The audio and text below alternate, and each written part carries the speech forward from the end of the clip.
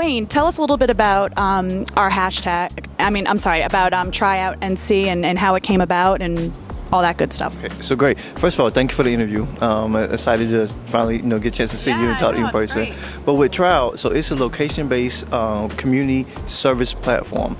The idea was conceived because I've been a location-based geek for like 5-6 years. When the iPhone first came out, you had Loop, you had Brightkite, and so forth, and then those platforms came and then it went as far as use base and popularity.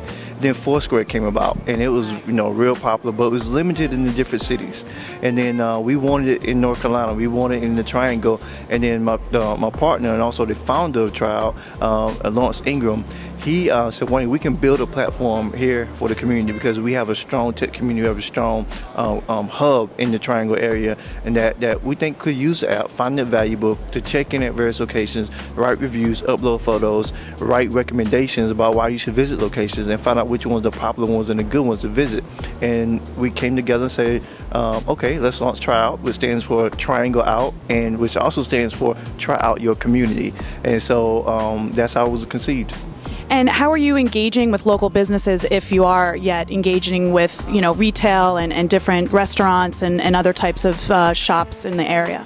Well, great question. So as far as location-based services and why they're becoming so popular, retail is the #1 industry.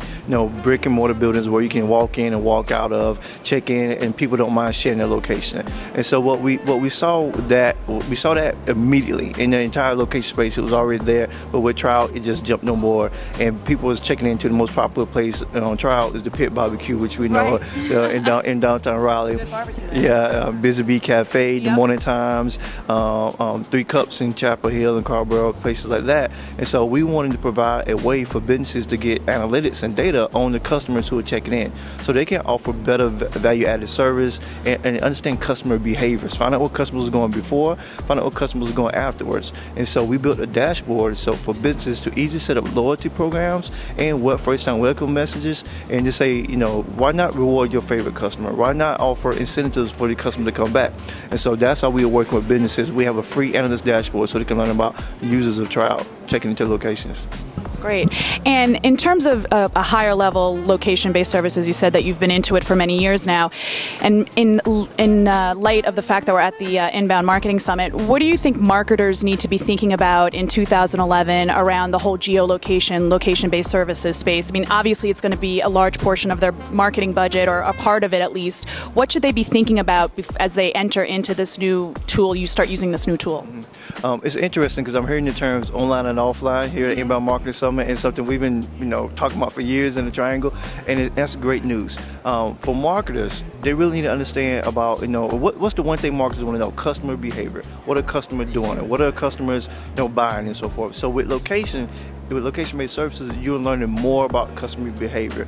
Marketers, I feel like, need to understand that they have opportunities to access this data to provide better value-added services and also marketing campaigns to their clients. And you say, okay, this is what your customers, your customers are going here. You know what day and time they're going, and now let's learn about what they're buying, or what content they're sharing, what type of experience they're having there. So you can make the experience better and increase word of mouth about that location, and also look at the type of content they share. And because you think about it, a lot of agencies, they don't deal with brands necessarily that have physical locations, but then there's still conversations that happen around a business.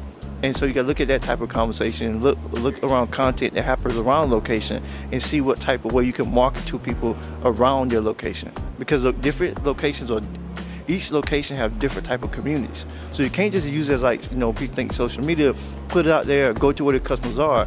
You got to go to where the customers are and also learn about their offline behavior, and you can do that with location-based services. And give them a reward or incentive, which is what they're looking for anyway. Because things really changed when Foursquare came on the play. Before Foursquare, it was like, social network will launch a new service and so forth, and it was basically like, I like this, I want to tell my friends about it, and if it's cool, or I can use it, fine. Foursquare started rewarding people. And so it was like, after that, it became, I check in, why should I use this service? You know what I mean? It became like, what I'm gonna get out of it. And so now it's like a location-based service start, and then businesses want to know, and then customers want to know what I'm gonna get for checking in. Now it's about the value.